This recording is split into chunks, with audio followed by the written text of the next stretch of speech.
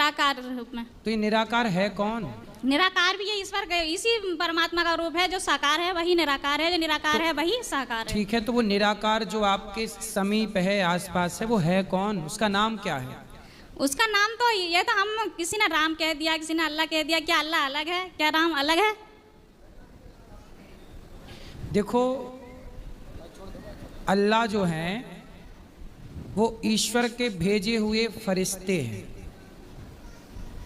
क्योंकि मुसलमान कहते हैं कि हमारा अल्लाह कभी यहाँ आता नहीं। भेजे हुए फरिश्ते जो हजरत मोहम्मद साहब थे वो एक फरिश्ते थे, लेकिन उन्होंने जो अल्लाह नाम दिया वो एक ईश्वर का ही दिया। तो अल्लाह का मतलब फिर क्या हुआ आपके हिसाब से? अल्लाह का नाम क्या हुआ आपके हिसाब से? जब वो हमारे हिसाब से फरिश्ते हैं, अल्लाह को ही राम कहा गया, राम को ही अल्लाह। और जहाँ अल्लाह और राम में भेद करेंगे तो ना तो हम मुसलमान को अपना बना सकते हैं, ना ही हिंदू को अपना बना। हिंदू को भी हमें अल्लाह को मानना पड़ेगा और मुसलमान को भी राम को मानना पड़ेगा, तब तो एकता है, वरना नहीं एकता है। चाह कर भी हम कभी नहीं कर सकते। तो एकता है, आपको दिख रही है समाज में एकता?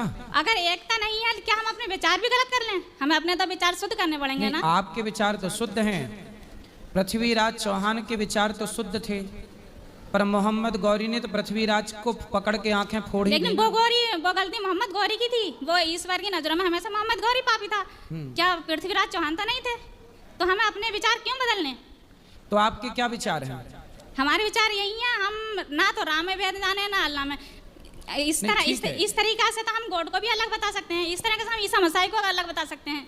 ना अपने समय में ईसा मसीह जी गलत थे, ना महात्मा बुद्ध गलत थे। ऐसा है ना। देखो, मोहम्मद साहब कहते हैं कि मुझे अल्लाह ने भेजा है, मैं उनका भेजा फरिश्ता हूँ। बिल्कुल।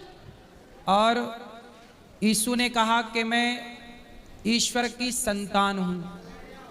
केवल भगवान कृष्ण ने ही कहा कि मैं ही वह नारायण हूँ, मैं ही वह कृष्ण हूँ, मैं ही वह भगवान हूँ। तो सब भगवान के भेजे थे, पर भगवान आए क्या?